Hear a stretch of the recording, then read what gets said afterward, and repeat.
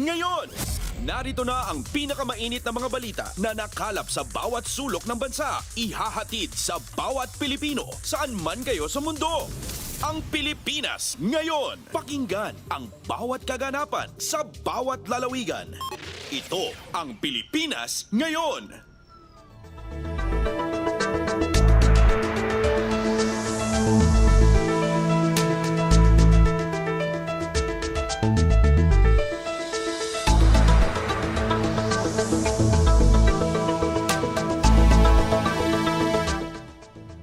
Magandang araw po sa ating mga tagapakinig. Welcome po muli sa ating programang Ang Pilipinas Ngayon. Napapakinggan po ninyo saan mang bahagi ng mundo sa pamamagitan ng ating himpilang Radyo Pilipinas World Service ng Presidential Broadcast Service. Napapakinggan po tayo sa mga sumusunod na shortwave frequencies sa 9.925 MHz, 12.120 MHz at 15.190 MHz. Ako po si Ven Blones. Samahan po ninyo ako sa kabuuan ng ating programa ngayong araw na ito. Kapapalooban pa rin po ng ilan sa mga mahalagang balita mula dito sa ating bansa. Kasama na ang mga segmentong business, sports, showbiz at ang mga ulat mula sa iba't ibang rehiyon at lalawigan dito sa Pilipinas para sa ating regional news. Samantala, iniimbitahan po namin kayo na bisitahin ang ating Facebook page, ang Radyo Pilipinas World Service. Paki-follow, like at share na rin po. Ang tabayanan, sa inyo na sa ilang sandali ang kabuuan ng ating programang Ang Pilipinas Ngayon. Kumpleto, detalyadong balitaan, di papahuli sa mahahalagang kaganapan. Kamustahin ang inang bayan, ang Pilipinas Ngayon.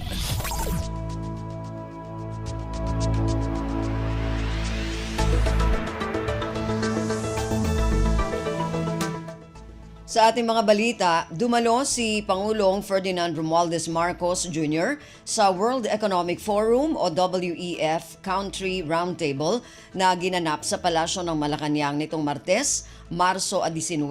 Sa naturang kaganapan, ibinida ni Pangulong Marcos ang magandang growth performance ng ekonomiya ng bansa noong nakaraang taon. Ayon sa Pangulo, matapos ang taong 2023 na may pinakamataas na Gross Domestic Product o GDP growth ang Pilipinas sa ASEAN. Sinabi ng Pangulo na nahigitan din ito ang inaasahan ng mga pangunahing multilateral organization tulad ng International Monetary Fund o IMF, ASEAN Plus 3 Macroeconomic Research Office at World Bank. Nabanggit din ni Pangulong Marcos ang Infrastructure Development Plan ng kanyang administrasyon kung saan bibigyang prioridad ang isang pre-selected list ng 185 infrastructure flagship projects na nagkakahalaga ng ₱9 trilyong o 163 bilyong dolyar. Narito ang kabuuang mensahe ni Pangulong Ferdinand Romualdez Marcos Jr. sa World Economic Forum o WEF Country Roundtable. Thank you very much to our Department of Finance Secretary Ralph Recto. With us here, please take your seats. With us here as well is the Speaker of the House of Representatives, Speaker Martin Romualdez, and there are numerous members of the Cabinet as well who are here this afternoon for this rather important occasion. And of course, Mr. Borge Brent, for the President of the World Economic Forum, who played host to us when we were in Davos. Distinguished guests, ladies and gentlemen, good afternoon. So, at the very beginning, allow me to extend a warm welcome to all of you, our distinguished guests, dear friends and partners in the private sector from around the world. To all those who have come from far and wide to join us in today's Country Roundtable, thank you for expressing your interest in the wellspring of investment opportunities that have sprung up here in the Philippines. Of course, I would be remiss if I do not acknowledge and extend our profound gratitude to our partners at the World Economic Forum for their enduring support and vital role in the Philippines' growth story and ascent to the global stage. As you may recall, it was about a decade ago that we hosted the 23rd World Economic Forum on East Asia here in Manila. Discussions back then centered on the glowing promise and potential of the Philippines as the strongest performing Southeast Asian economy in 2014. 10 years later, we bear witness to the full fruition of that vision. Today, against great odds, the Philippine economy shines as the brightest spot in the fastest growing region in the world. In 2023, the Philippines capped the year off with the highest GDP growth in all of Asia, including China, meeting and exceeding expectations of major multilateral organizations such as the IMF, ASEAN Plus 3, Macroeconomic Research Office, and the World Bank. The country's growth performance was largely driven by the resiliency of domestic demand, an impressive feat against a backdrop of elevated prices and overlapping crises in the global market. It comes as no surprise that investments, particularly in durable equipment and public construction, emerged as a key driver of our full-year growth. From the moment I took office, it was abundantly clear to me that securing investment-led growth required the right policy thrusts and priorities. In response, we quickly formulated a vigorous plan for boosting infrastructure development that featured cross-cutting strategies for enhanced efficiency to reduce operational costs and to avoid costly delays.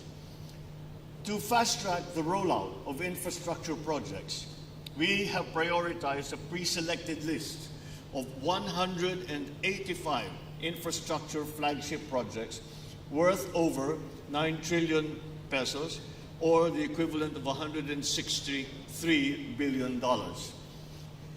These projects, which offer high rates of return and enjoy streamlined processes, target strategically important sectors for sustainable development, such as physical and digital connectivity, agriculture, energy, health, and climate-resilient infrastructure. As of today, more than half of these projects are either already ongoing or approved for implementation, while around a quarter are seen to be financed through the public-private partnership mechanism. Since the early days of this administration, the economic team and I have consistently underscored the pivotal role of PPPs as a potent instrument for harnessing the combined strengths of the public and private sectors for inclusive and efficient nation building. To demonstrate our firm commitment to providing an enabling environment for PPP investments, we revised the Build, Operate, and Transfer Law implementing rules and regulations with the help of key stakeholders from the private sector within the first 100 days of the administration. This was soon followed by a slew of other regulatory reforms in the country's PPP framework, including the landmark PPP Code, which provides a stable and predictable policy environment for PPP projects. At the same time, we are actively focusing our policies on galvanizing foreign investments to generate a broadly beneficial investment boom. Our economic liberalization measures signal the dawn of a new era of investments here in the Philippines. Now, international firms are welcome to invest in a wider range of high-impact sectors, form joint ventures with Filipinos, or even fully own domestic enterprises in select renewable energy projects. We aim to cover every front at every point of your investment journey.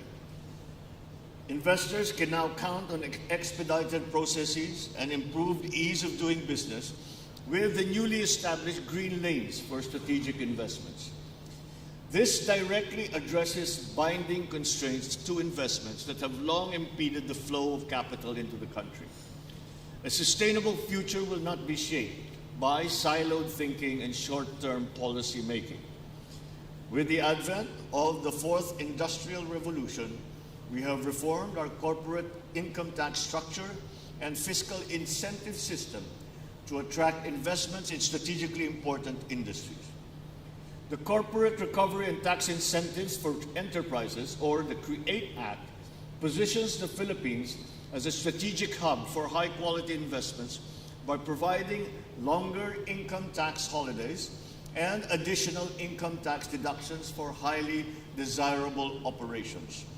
This includes projects covering research and development and those adopting advanced digital production technologies. We have also established the Philippines' first ever sovereign investment fund to channel capital toward productivity-enhancing sectors. The Maharlika Investment Fund is designed to serve as a magnet for equity financing from abroad and a vehicle for driving long-term growth without compromising efforts towards fiscal consolidation.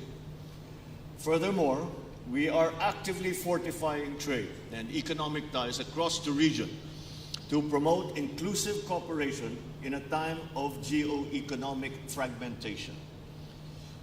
The Indo-Pacific Economic Framework for Prosperity will establish a high standard commitment that will deepen economic engagement across the region. So together with ASEAN-Australia-New Zealand Free Trade Agreement and the Regional Comprehensive Economic Partnership, we will champion our regional economic integration as a viable pathway for shared prosperity.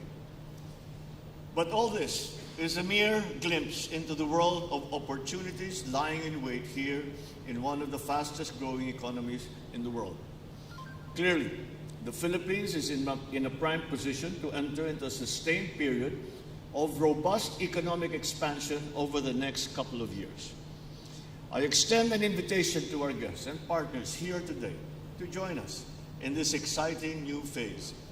The members of the economic team are here today ready to discuss those opportunities that I speak of in greater depth. Once again, thank you for coming to this country roundtable on the Philippines, and I sincerely hope that today's event will serve as a fertile ground on which new and stronger partnerships will take root and flourish. I wish you all a productive and pleasant day ahead. Thank you and good afternoon. Si Pangulong Ferdinand Romualdez Marcos Jr. Pasada ng mga balita mula sa Pilipinas para sa mga Pilipino saan man sa mundo. Ang Pilipinas ngayon.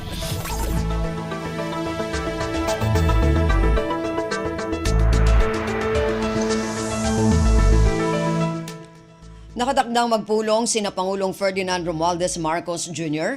at United States President Joe Biden sa Washington sa susunod na buwan.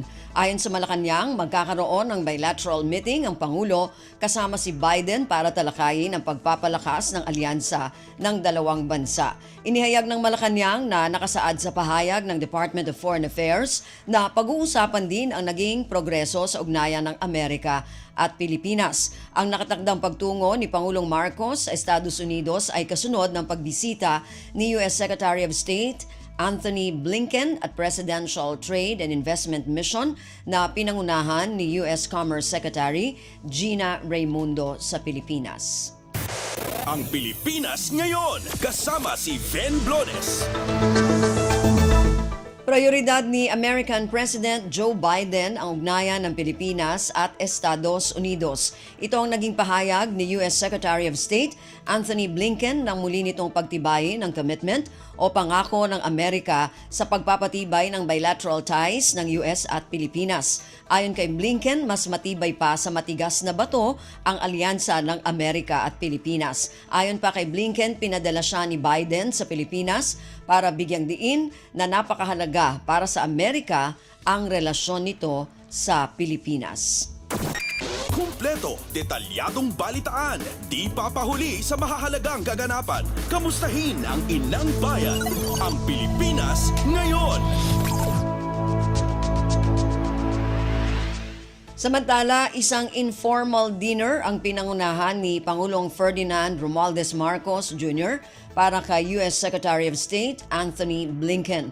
Ayon kay Pangulong Marcos, mahalagang pag-usapan at ang dalawang bansa ang mga pandaigdigang issue.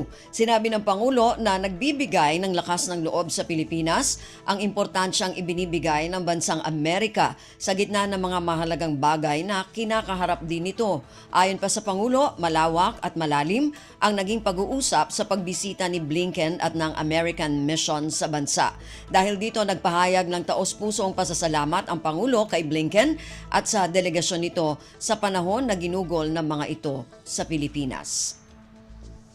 It is extremely encouraging for the Philippines that despite all of these extremely important issues that you have to attend to, that you consider the Philippines important enough to take time from all of the globally important issues to come with us in the Philippines. Si Pangulong Ferdinand Romualdez Marcos Jr. Pasada ng mga balita mula sa Pilipinas para sa mga Pilipino saan man sa mundo. Ang Pilipinas ngayon.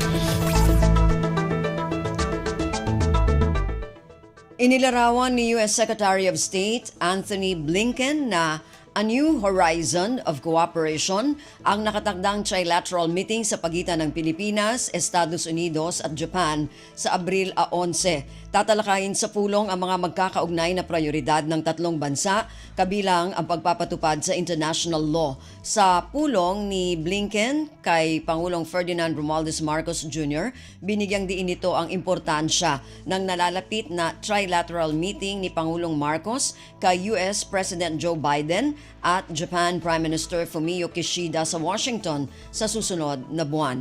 Ayon kay Blinken, isang panibagong kinabukasan ang naghihintay matapos ang pagpupulong. Anya, pagbuo ito ng panibagong pundasyon sa mga prioridad ng tatlong bansa, kabilang ang ekonomiya, climate change, food security at international law. Sinabi ni Blinken na ang magkakaparehong prioridad ng tatlong bansa ang pangunahin at sentro ng kooperasyon. Ang Pilipinas ngayon, kasama si Ven Blones.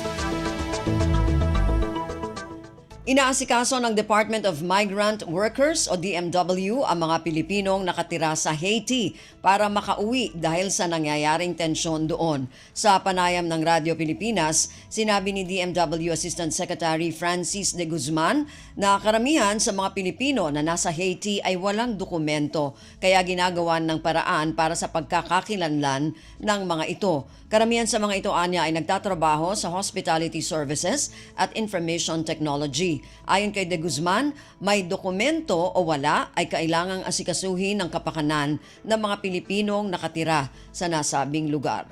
Pinagtutulungan po ng Department of Foreign Affairs, ng DMW po, Department of Migrant Workers at ng OWA. Regardless po of documentation status, we will assist all Filipinos po na nais makauwi galing Haiti. Sa ngayon, sinabi ni De Guzman na may 63 Pilipino ang gustong makauwi sa bansa at posibleng madagdagan pa niya ang bilang na ito. Sa ngayon, gumagawa ng paraan ng pamahalaan upang mailabas ang mga ito sa Haiti hanggang sa makauwi sa Pilipinas. Upon their return po here sa Pilipinas, may naghihintay naman pong financial assistance po para sa kanila mula po sa ating pamahalaan at nang may mapagsimulan po uli sila. Si DMW Assistant Secretary Francis de Guzman. Kumpleto, detalyadong balitaan, di papahuli sa mahahalagang kaganapan. Kamustahin ang inang bayan, ang Pilipinas ngayon. Senate Committee on Women handang magkasa agad ng pagdinig oras na maaresto si Pastor Apollo Kibuloy. Ang mungkahi ay ginawa ni Senate President Juan Miguel Zubiri kasunod ng paglalabas ng arrest order laban kay Kibuloy dahil sa hindi pagdalo sa mga pagdinig ng Senate Committee on Women kaugnay sa alegasyon na pang-aabuso umano nito sa mga miyembro nito sa Kingdom of Jesus Christ o KOJC. Ang detalye ng balitang ito mula kay Nympha Asuncion. Minumungkahi ni Senate President Juan Miguel Zubiri na dapat agad na magkaroon ng pagdinig sakaling maaresto at makuha na ng Senado ang kustodiya ni Kingdom of Jesus Christ leader Pastor Apollo Kibuloy. Ginawa ng senador ang pahayag kasunod na rin ng paglalabas ng arrest order laban sa religious leader dahil sa hindi nito pagdalo sa mga naging pagdinig ng Senate Committee on Women tungkol sa mga alegasyon ng pang-aabuso umano nito sa mga KOJC members. Tiniyak naman ni Committee Chairperson na Senadora Risa Ontiveros na agad silang mag-i-schedule ng pagdinig oras na maaresto na si Kibuloy para madinig na rin ang panig nito sa mga isyong ibinabato sa kanya. Dinagdag pa ng Senadora na kahit naka-session break ay handa siyang magkasa ng hearing. Wala naman anyang nakaschedule na out of the country trip ang Senadora kaya naman anytime sa session break ay nakahanda siya. Hiling lang ni Ontiveros sana ay ganito rin si Kibuloy kaya naman muli itong nanawagan sa Bureau of Immigration na magbantay ng maigi at tiyaking hindi makakalabas ng bansa si Kibuloy. Ito si Nympha Asuncion para sa Radyo Pilipinas. Pasada ng mga balita mula sa Pilipinas para sa mga Pilipino saan man sa mundo. Ang Pilipinas ngayon.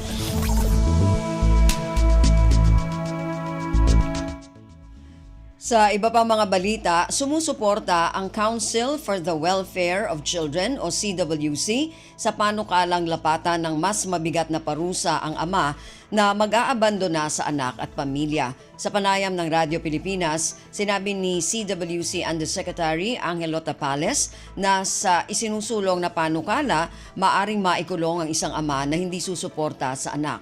Kung maisa sa batas ang panukala, magiging madali ang pagsampa ng kaso at mas mabilis ang paghingi ng sustento sa ama ng bata. Admin support na po ang way po natin. Pwede po mag-file sa isang opisinang i-create po sa DSWD ng paghingi po ng suporta para sa mga bata. Si Council for the Welfare of Children Undersecretary Angelo Tapales. Ang Pilipinas ngayon kasama si Ven Blones.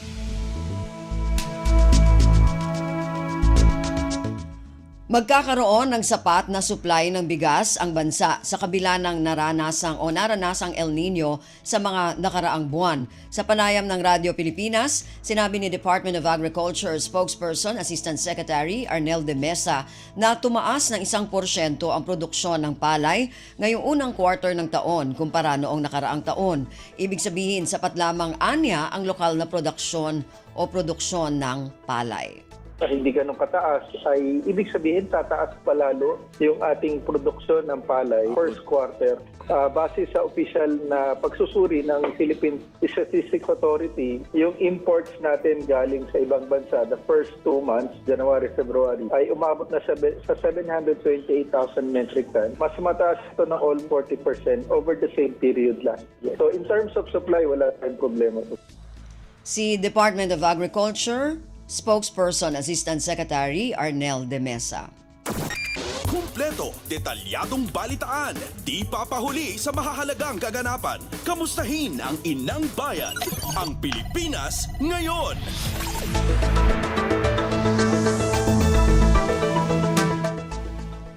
Department of Agriculture o DA wala pang nakikitang pagtaas sa presyo ng isda halos 1 linggo bago ang Semana Santa. Ayon kay DA spokesperson Assistant Secretary Arnel de Mesa, bukod sa bumababa pa ang presyo ng tilapia at bangus, wala pang paggalaw sa bentahan sa ngayon. Ang detalye ng balitang ito mula kay Mary Ann Bastasa. Hindi pa gaanong ramdam sa ngayon ang mataas na presyuhan ng isda sa mga pamilihan kahit malapit na ang Semana Santa. Ayon kay DA spokesperson Asik Arnel de Mesa, wala pang paggalaw sa bentahan sa ngayon at bumababa pa nga ang presyo ng tilapia at bangus. Gayunman inaasahan ng DA na kasabay ng Lunes Santo ay siya ring pagtaas ng presyo ng isda na maaaring umabot sa hanggang 20%. Karaniwan niya ito kapag sumasapit ang Semana Santa dahil maraming Katoliko ang umiiwas sa pagkain ng karneng baboy. Bukod sa isda, inaasahan ding tataas maging ang presyo ng gulay sa susunod na linggo. Nilinaw naman ng DA na ito ay bunsod lamang ng pagtaas ng demand dahil sapat ang supply ng isda at gulay ngayon sa bansa. Ito si Mary Ann Bastasa para sa Radyo Pilipinas. Pasada ng mga balita mula sa Pilipinas para sa mga Pilipino saan man sa mundo. Ang Pilipinas ngayon.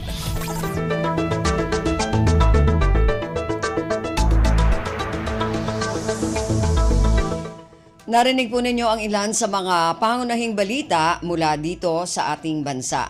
Samantala, antabayan na naman po ang mga balita mula sa iba't ibang rehiyon at lalawigan dito sa Pilipinas para sa ating regional news. Balita mula sa lalawigan sa bawat rehiyon ng ating bayan. Dito sa Ang Pilipinas Ngayon.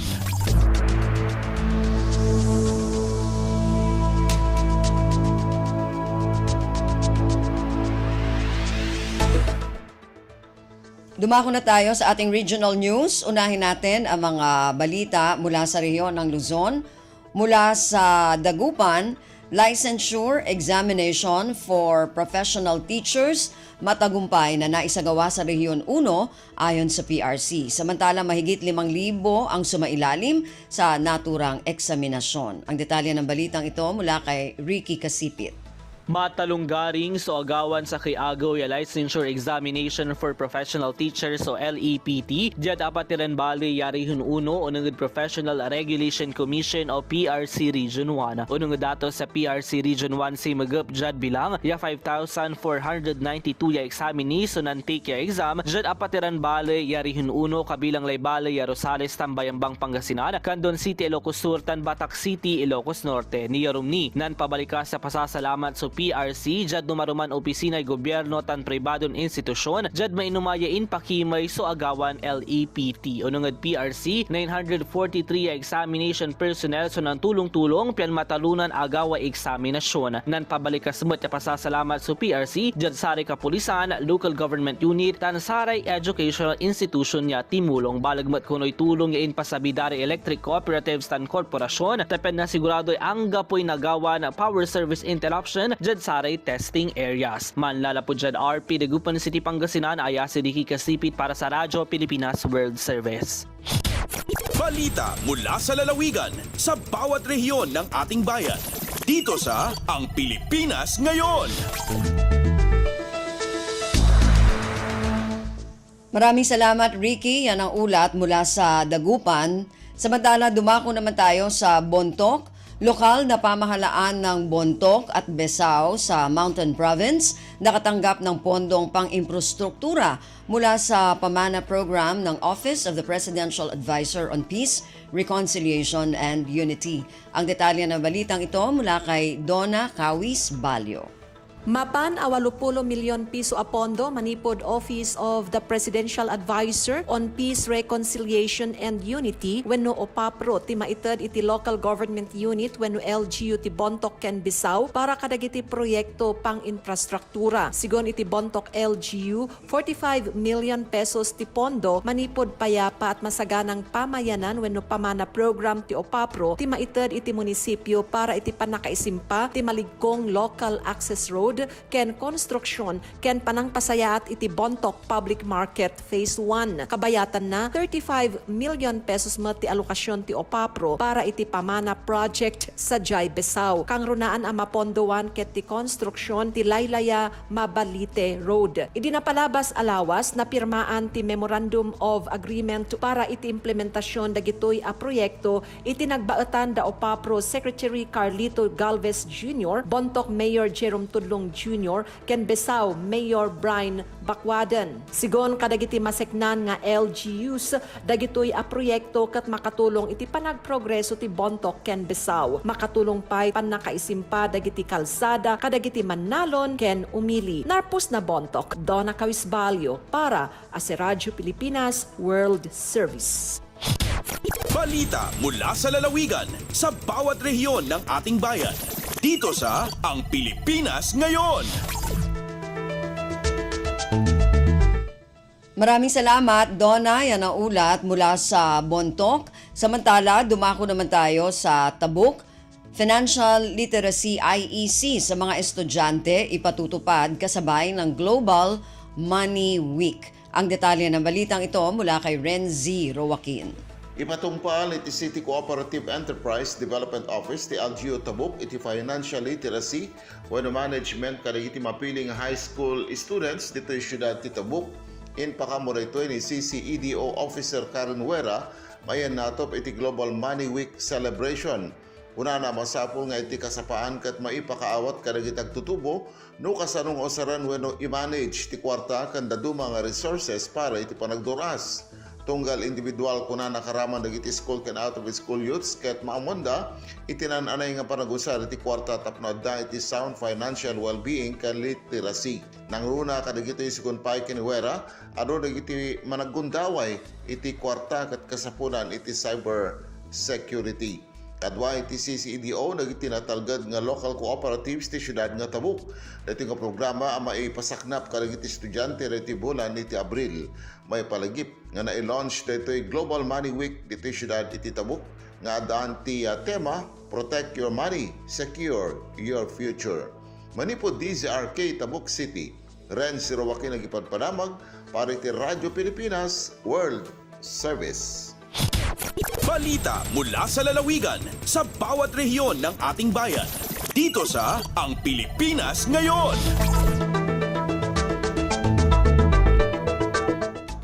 Maraming salamat, Renzi. Yan ang ulat mula Tabuk. Samantala, dumako naman tayo sa Palawan. Mga dumaong na cruise ship sa lungsod ng Puerto Princesa umabot na sa 8 simula Enero hanggang Marso ng kasalukuyang taon. Ang detalye ng balitang ito mula kay Damian Lacasa.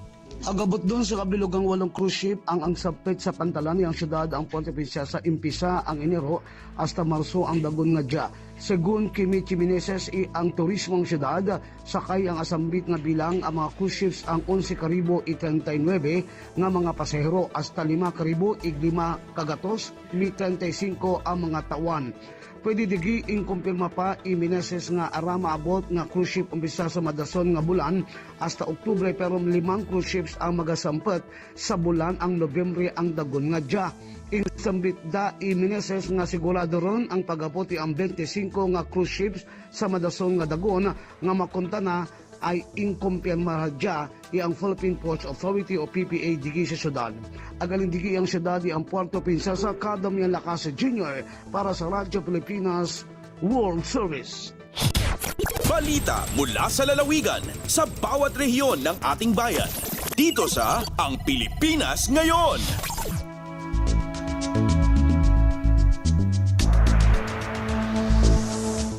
Maraming salamat kay Kadamian mula dyan sa Palawan. Yan naman po ang kabuuan ng ang mga balita mula sa rehiyon ng Luzon. Samantala, dumako naman tayo sa rehiyon ng Kabisayaan. Mula sa Calbayog, Pantalan, itinayo sa bayan ng Santo Niño, Samar. Ang detalye ng balitang ito mula kay Suzette Pretencio. Nahuman na sa Department of Public Works and Highways o DPWH Samar 1st District Engineering Office ang konstruksyon sa Pantalan sa Barangay Buena Vista, Munisipyo San Santo Niño, Probinsya San Samar nga may contract amount nga 4.95 billion pesos sa ilarom sa Basic Infrastructure Program sa General Appropriations Act o GAA FY 2023. May sukolan na sabi nga struktura sa 63.5 linear meters ngan 5.125 linear meters nga kahilaba. Ungay pa sa struktura ang tulo nga solar LED lights para sa kadugangan nga hayag. Primera nga gingagamit ang wharf para sa loading and unloading san cargo o mga pasaheros labi na nga island town ang nasabi nga lugar. Tikang sa Radyo Pilipinas Calbayog, ini si Suzette Pretencio para sa Radyo Pilipinas World Service. Balita mula sa lalawigan sa bawat rehiyon ng ating bayan. Dito sa Ang Pilipinas Ngayon. Maraming salamat kay Suzette mula dyan sa Calbayog. Yan naman po ang kabuuan na ulat mula sa rehiyon ng Kabisayaan. Dumako naman tayo sa rehiyon ng Mindanao mula sa Tandag, Provincial Health Office o PHO sa Surigao del Sur, makikiisa sa selebrasyon ng World Tuberculosis o TB Day. Ang detalye ng balitang ito mula kay Raymond Aplaya. Nakatakdang iselebrar sa Provincial Health Office sa Surigao del Sur ang World Tuberculosis Day. Sa pagiginabi sa Radyo Pilipinas Tandag, gibutyag ni Melbert Estrada, ang Information Officer sa Mangbuatan, nga nakatakda kining sa ulugon karong adlang Domingo, Marso 24 nining tuiga. Sumala pa nga doon na sila mga naghanay nga aktibidad pinasubay sa maong selebrasyon. Usa na niini mao ang libreng mobile X-ray services ngadto sa mga local government units ning probinsya kundi prioridad kato mga taong vulnerable sa maong sakit. Sigun ini nga sugod niadtong Marso 18 hangtod Marso 19 atoa sila dito sa lungsod sa San Miguel. Samtang karong adlaw Marso 20 dito sila sa lungsod sa San Agustin, Marso 21 sa Lianga ug sa Marso 22 sa lungsod sa Hinatuan. Dugang pa ni Estrada nga subay silang datos, nukabat sa 2,455 ang ginaganon sa mga kaso sa maong sakit ang naitala silang buhatan ning miaging tuig. Gikan sa Radyo Pilipinas Tandag, kini sa Raymond Aplaya, alang sa Radyo Pilipinas World Service. Balita mula sa lalawigan sa bawat rehiyon ng ating bayan. Dito sa Ang Pilipinas Ngayon.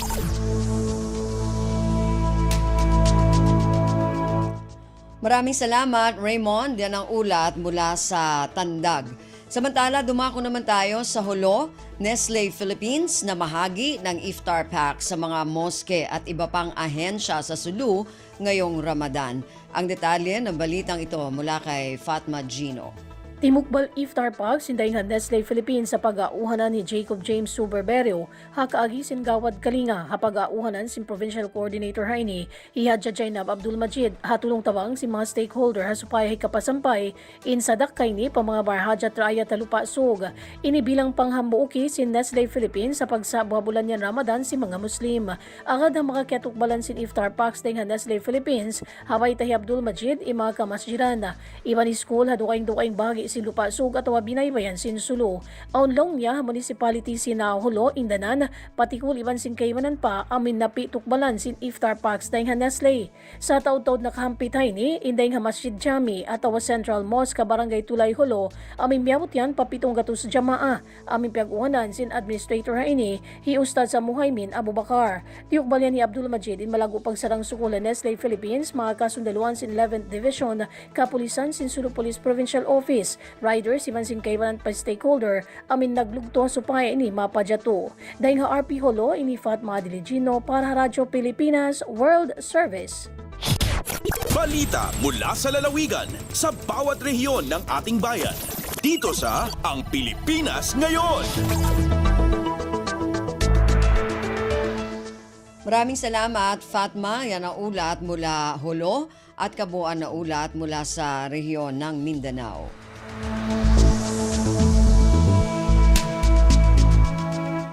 Narinig po ninyo ating regional news para sa araw na ito, kalipunan ng mga balita mula sa iba't ibang rehiyon at lalawigan dito sa Pilipinas.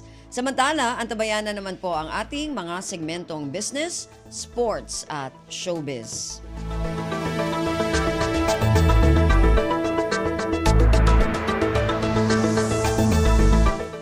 Dumako na tayo sa ating mga segmento. Unahin natin ang ating business news. Narito si Erwin Peñano. Lagay ng ekonomiya, kalakalan, negosyo at iba pa. Atin ang alamin dito sa Ang Pilipinas Ngayon.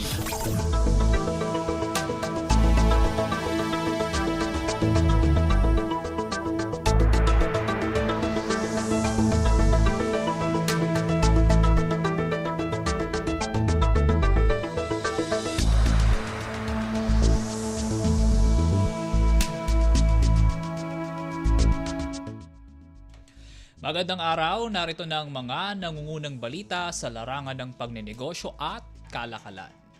Optimistiko ang pinuno ng World Economic Forum o WEF na kaya ng Pilipinas na mapasampa sa $2 trillion ang ekonomiya sa darating na dekada basta't mapananatili nito ang policy reforms at mapalalakas ang pamumuhunan sa key sectors. Sa pulong balitaan sa Malacanang, sinabi ni WEF President Borgo Brand na very bullish ito sa Pilipinas buhat sa pagiging resilient ng ekonomiya at sa nakukuha nitong pandaigdigang business interest. Payo nito sa bansa, mainam kung maipagpapatuloy nito ang economic reform sa layong maka-attract ng dagdag na pamumuhunan at mabigyang tuon ang mga sektor ng edukasyon at infrastruktura nang sa gayon ay masiguro ang great competence ng mga Pinoy. Upang mas maging attractive pa ito, makabubuti rin anya kung ma-address din ng bansa ang red tape at bureaucratic bottlenecks, gayon din ang pag-upskill at reskill sa mga manggagawa at paglikha ng isang conducive environment para sa mga entrepreneur at startups. Sa gitna naman ng ilang geopolitical issues, maganda anya kung titingnan ito ng Pilipinas bilang oportunidad, lalo't may mga diversification ngayon sa supply chain. Binigyang din ito ang oportunidad sa renewable energy na sisiguruan niya sa pagiging energy independent ng bansa.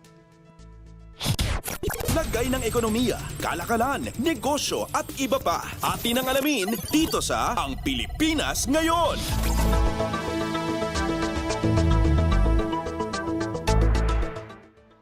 Sa iba pang balita, sumipa sa 42% ang digital transactions sa Land Bank of the Philippines o LBP noong nakaraang taon. Ayon sa ulat ng state-run bank, umabot sa 8.8 trillion pesos na halaga ng digital transactions ang na-facilitate nito noong 2023, 2.6 trillion pesos na mas mataas kumpara sa nalistang 6.2 trillion pesos noong 2022. Ang 4.33 trillion pesos dito ay buwat sa remittance system na IEC padala, 316.8 billion pesos sa mobile banking app, 11.5 billion pesos sa web-based payment channel na Link.Biz portal, 134 billion pesos sa eTPS, 18.36 billion pesos sa iAccess at 1.3 trillion pesos sa EMDS. Nag-ambag din ang Electronic Bulk Disbursement Facility ng 67.86 billion pesos habang 952.1 billion pesos naman ang naitala sa corporate internet banking platform na WeAccess. Mula sa magandang figura, sinabi ni Land Bank President at Chief Executive Officer Lynette Ortiz na ipagpapatuloy nila ang pag-leverage sa teknolohiya sa layong mapa-level up ang kanilang delivery ng serbisyo. Tiniyak din nito ang pagpapalawak pa sa kanilang innovative offerings upang makasabay sa lumalaking customer demand at bilang ambag sa digital transformation journey ng bansa. Lagay ng ekonomiya, kalakalan, negosyo at iba pa. Atin ang alamin dito sa Ang Pilipinas Ngayon.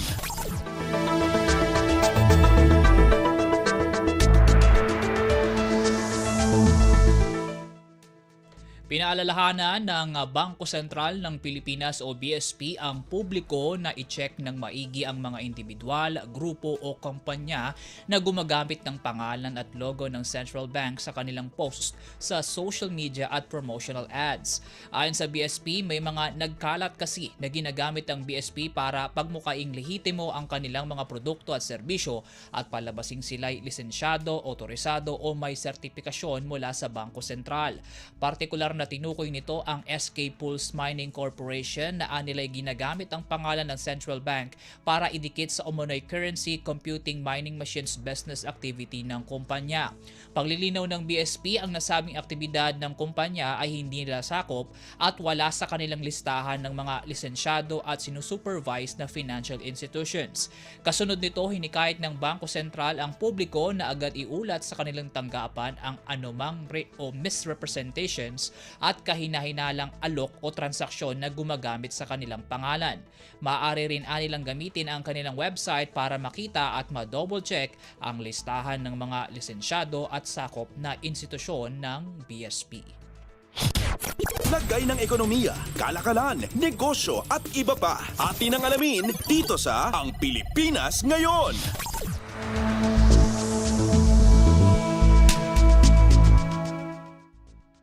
At yun po ang mga balitang aming nakalap sa larangan ng pagninegosyo at kalakalan. Para sa Radyo Pilipinas World Service, ako po muli si Win Peñano. Maasensong araw po sa ating lahat. Lagay ng ekonomiya, kalakalan, negosyo at iba pa. Atin ang alamin dito sa Ang Pilipinas Ngayon.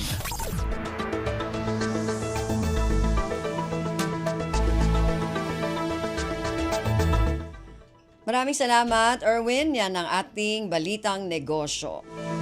Samantala, para sa ating balitang pampalakasan, narito naman si Leo Magbayo.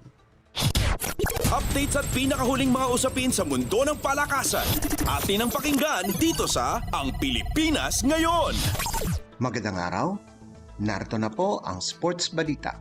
Kumapit sa huli ang PLDT high-speed hitters para talunin ang Chocomucho Flying Titans sa isang makapagpigil hiningang 5-set match sa pagpapatuloy ng 2024 Premier Volleyball League o PVL All-Filipino Conference. Muntik nang maipatalo ng PLDT ang kanilang 2 set na abante pero banda huli ay nakapag-regroup sila para angkinin ang 25-20, 25-12, 23-25, 11-25 at 15-13 panalo sa larong ginanap sa Philoil Eco Oil Arena sa San Juan City. Sinabi naman ni High Speed Hitters head coach Rald Ricafort na masaya silang nakakuha sila ng panalo sa isa sa mga top teams ng liga dahil importante sa kanila ang makapasok sa top 4 sa team standings.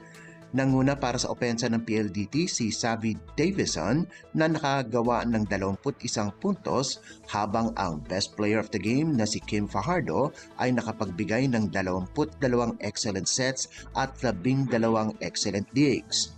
Ang team captain ng high-speed hitters na si Kath Arado ang nanguna naman sa depensa kung saan nakapagtala ito ng 24 na excellent digs. Si reigning All-Filipino Most Valuable Player si Rondina naman ang nanguna para sa Flying Titans kung saan nakalikom ito ng 25 puntos kasama pa ang 17 excellent receptions at 9 na excellent digs. Ang dating walang talong Flying Titans ay may record na 4-1 na ngayon sa torneo habang ang high-speed hitters ay tumabla sa kanila na may kaparehang 4-1 baraha. 5 koponan na ngayon ang may kaparehong record sa liga at kapwa nasa tuktok ng team standings ang Chocomucho, PLDT, Petrogas, Signal HD at defending champions Creamline. Updates at pinakahuling mga usapin sa mundo ng palakasan. Atin ang pakinggan dito sa Ang Pilipinas Ngayon. Wala na ang posibilidad na hindi mapasama ang bandera ng Pilipinas sa Olympics at iba pang malalaking sporting events pagkatapos nakuha ng bansa ang clearance mula sa World Anti-Doping Agency o WADA tungkol sa issue ng compliance. Inanunsyo ito ng Philippine Sports Commission o PSC at ipinamahagi na ang Philippine National Anti-Doping Organization o FINADO ay gumawa na ng mga hakbang para sundan ang WADA Code. Sinabi ng WADA na pati ang procedures ay sarado na. Lumabas ang issue pagkatapos markahan ang Pilipinas tungkol sa kaso ng isang Pilipinong atleta na lumabas na positibo sa isang drug test noong 2016, subalit hindi binigyan ng abiso ng PSC o ng FINADO. Sinabi ni Chief Compliance Manager ng WADA, Emiliano Simonelli, sa isang email kay FINADO Head, Dr. Alejandro Pineda, na dahil sa mga panibagong pangyayari, nagdesisyon ang Compliance Review Committee na ibaliwala ang natitirang critical corrective actions na kaugnay sa testing at results management. Dahil dito, dagdag ni Simonelli, ang compliance procedure ay sarado na at ang kaso ay hindi na idudulog sa Court of Arbitration for Sport. Updates at pinakahuling mga usapin sa mundo ng palakasan. Atin ang pakinggan dito sa Ang Pilipinas Ngayon. Nagbabalik sa eksena ng basketball sa Pilipinas ang makasaysayang PBA import ng dating Alaska Milk Aces na si Sean Chambers na magsisilbi bilang panibagong head coach ng Far Eastern University Tamaraos itong darating na UAAP season. Papalitan ng 59 anyos na si Chambers si Denok Miranda na ngayoy head ng FEU basketball program kasama na ang juniors team. Malaking karangalan para kay Chambers na maging head coach ng Tamaraos at kasama ang FEU management at coaching staff ay muli nilang bubuhayin ang hangarin ng koponan na makapag-uwi muli ng kampyonato sa UAAP. Huling nakuha ng FEU ang corona ng UAAP ay noon pang 2015 Season 78 kung saan naglalaro para sa Tamaraos ang mga sikat na PBA players ngayon na sina Mac Bello, Mike Tolomia at Roger Pogoy. Ngayon head coach na si Chambers ng FEU, makakasama niya muli si Johnny Abarientos na ka-teammate ni Chambers sa koponan ng Alaska at kasama sa coaching staff ng Tamaraos. Si Chambers at Barrientos ay magkasama noong nakuha ng Alaska Aces ang 6 na kampyonato sa PBA kasama na ang isang Grand Slam noong 1996. Updates at pinakahuling mga usapin sa mundo ng palakasan. Atin ang pakinggan dito sa Ang Pilipinas Ngayon. At yan ang pinakahuling balita sa larangan ng palakasan. Para sa Radyo Pilipinas World Service, ito po si Leo Magpayo. Magandang araw. Updates at pinakahuling mga usapin sa mundo ng palakasan. Atin ang pakinggan dito sa Ang Pilipinas Ngayon.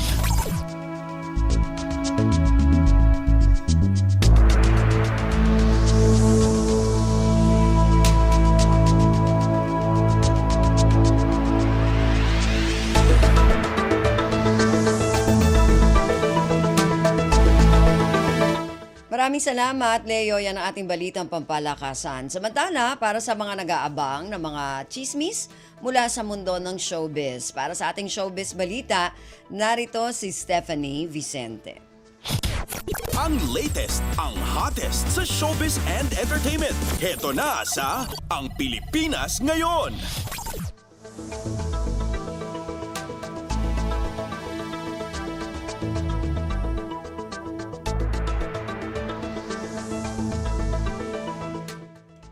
Magandang araw! Nagbabalik ang paboritong segmento ng mga chismoso at chismosa, ang segmentong Balitang Artista. Narito muli ang inyong chika, Dora Steph Vicente, upang ihatid ang mga pinakamainit na showbiz balita para sa araw na ito. Hindi ko na patatagalin pa ang ating introduction at simulan na natin ang ratsyada ng mga chika. Nilinaw ng South Korean actor na si Park Min-kyu ang kanyang post na nagbigay atensyon sa mga Filipino fanay. Nag-post kasi siya ng isang video kung saan makikita ang aktres na si Nadine Lustre sa isang event na dinaluhan nilang pareho. Saad nito sa caption, quote and unquote, "She was really beautiful, I'm glad to be next to her." Agad-agad namang nagbigay ng reaksyon ang mga fanay ni Nadine at sinabing sikat na aktres ito sa Pilipinas. Sinabi naman ni Min-kyu na hindi naman niya nilalandi si Nadine at talagang nagandahan lang siya. Nirerespeto rin daw nito ang relasyon ng aktres sa kanyang current boyfriend. Samantala, pinakilig naman ng dating tambalang Josh Lea ang kanilang mga fan matapos ang muling pagkikita nga ni na Julia Barreto at Joshua Garcia. Nagkita kasi ang dalawa sa isang surprise tribute party para sa kanilang star maker na si Johnny Manahan o Mr. M, kung saan makikita rin natin dun sa naturang event na mukhang okay na rin naman itong sina Julia at si Bea Alonzo. Talaga naman maraming kaganapan na dapat talaga inaantabayanan dyan. Yun nga, makikita sa video na dumaan sa gilid ang ex-boyfriend ng aktres na si Joshua habang nakikipag-usap si Julia kay Madam Charo Santos. Ayan. At nang makita ni Julia ang nag-hi sa kanya, agad ito niyang niyakap. Saad naman ni Ma'am Charo, quote and unquote, "My favorite love team, kinikilig ako sa kanila." Ganito rin ang naging reaksyon ng mga Josh Lea fans dahil matagal na silang naghihintay ng interaction ng dalawa simula nang maghiwalay ang mga ito sa pagiging love team at pagiging real-life couple. Ayan, hello na lang kay Gerald Anderson. At sa pagtatapos ng ating segmento, have na have ang hirit ng mga netizen sa singer-songwriter na si Rico Blanco kaugnay sa patuloy na pag-boom ng tambalan ng kanyang girlfriend na si Maris Racal at co-actor nitong si Anthony Jennings.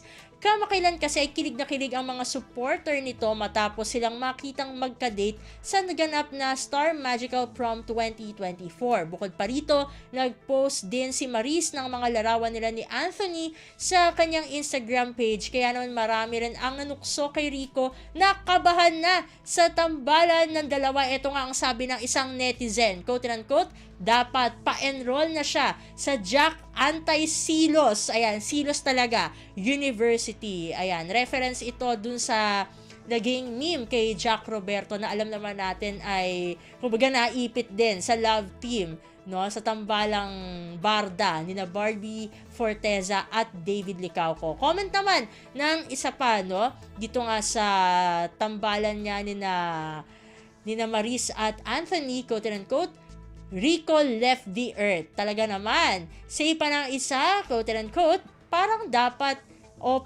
may dapat kabahan. Hirit pa ng isa, quote and quote, Rico is a very supportive jowa and he's very proud. Maris, kung ano man nararating niya sa career niya at iba ang real sa real. Ayan. Ito pa ang say ng mga kamosa natin online, quote and quote, kudos to at Rico Blanco 100 for being so professional despite for being seloso, like at Maris Teller stated sa SS Conversation, I love you both so much. Been following you guys sa Insta, TikTok, Facebook, and YouTube. Everyday waiting sa ayuda nyo everyday. Ang lala ng tama ko sa inyong dalawa. I love you both. Matatanda ang nagsimula ang tambalan ni na Maris at Anthony nang accidentally ay nag-click at nakitaan ng chemistry ng madlang people ang kanilang eksena sa Can't Buy Me Love. Sa kabila naman ng pag-boom ng fanbase ng dalawa ay nananatili naman ang suporta ni Rico sa kanyang girlfriend. Naku, konti lang ang oras natin para sa ating segmentong Balitang Artista. Maraming salamat mga kachismis para sa inyong pakikinig sa ating segmento. Ako muli ang inyong Chika Dora Steph Vicente para sa Radyo Pilipinas World Service. Ang latest, ang hottest sa showbiz and entertainment. Heto na sa Ang Pilipinas Ngayon.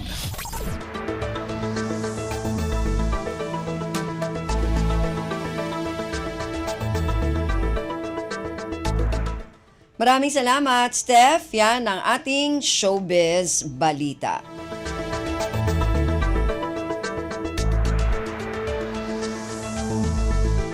Samantala, bago tayo magpaalam sa ating programa ngayong araw na ito, muli inaanyayahan po namin kayo na bisitahin ang ating Facebook page, ang Radyo Pilipinas World Service. Paki-follow, like at share na rin po.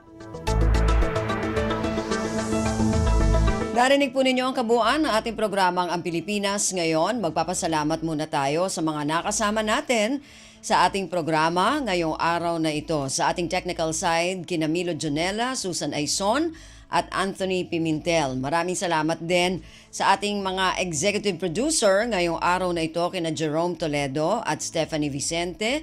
Sa mga nakasama natin sa ating mga segmento para sa ating Balitang Negosyo, kay Erwin Peñano, Balitang Pampalakasan, kay Leo Magpayo, sa mga kasama natin na nag-ulat mula sa iba't ibang rehiyon at lalawigan dito sa Pilipinas para sa ating regional news at sa ating station manager na si Mr. Ray Sampang.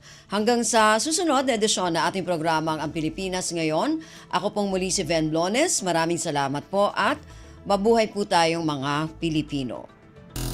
At yan ang Pilipinas Ngayon. Muling samahan si Ven Blones sa parehong oras at alamin ang pinakahuling mga kaganapan at balita saan man kayo naroon. Ang Pilipinas Ngayon.